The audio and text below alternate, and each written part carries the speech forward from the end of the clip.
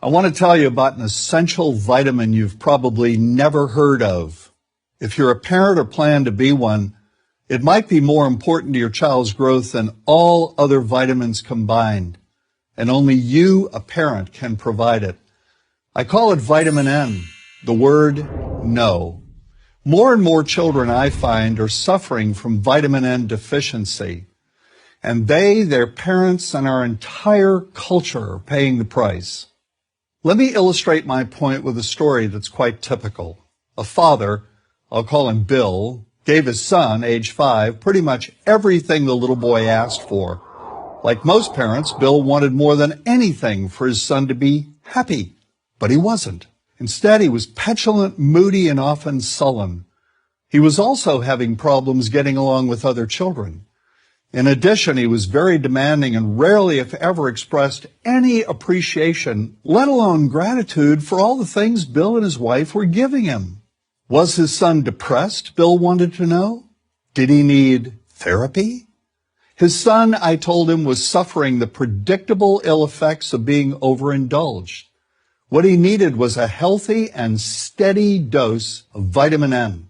Overindulgence, a deficiency of vitamin N, leads to its own form of addiction.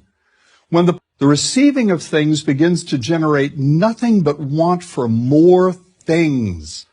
One terrible effect of this is that our children are becoming accustomed to a material standard that's out of kilter with what they can ever hope to achieve as adults.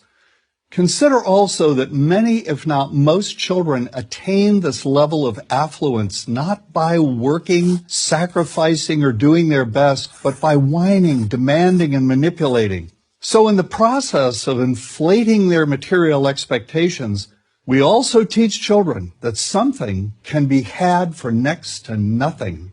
Not only is that a falsehood, it's also one of the most dangerous, destructive attitudes a person can acquire.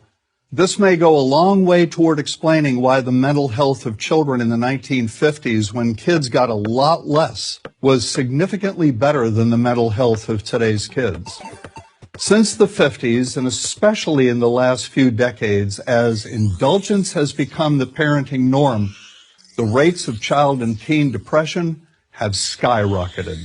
Children who grow up believing in the something for nothing fairy tale are likely to become emotionally stunted, self-centered adults. Then, when they themselves become parents, they're likely to overdose their children with material things. The piles of toys, plushies, and gadgets one finds scattered around most households. In that way, overindulgence, a deficiency of vitamin N, becomes an inherited disease. An addiction passed from one generation to the next. This also explains why children who get too much of what they want rarely take proper care of anything they have. Why should they? After all, experience tells them that more is always on the way. Children deserve better. They deserve to have parents attend to their needs for protection, affection, and direction. Beyond that, they deserve to hear their parents say no far more often than yes when it comes to their whimsical desires. They deserve to learn the value of constructive creative effort as opposed to the value of effort expended whining, lying on the floor, kicking and screaming, or playing one parent against the other. They deserve to learn that work is the only truly fulfilling way of getting anything of value in life, and that the harder they work, the more ultimately fulfilling the outcome. In the process of trying to protect children from frustration, parents have turned reality upside down. A child raised in this topsy-turvy fashion may not have the skills needed to stand on his or her own 2 feet when the time comes to do so. Here's a simple rule. Turn your children's world right side up by giving them all of what they truly need, but no more than 25% of what they simply want. I call this the principle of benign deprivation. No. Vitamin N. Dispense it frequently. You'll be happier in the long run, and so will your child.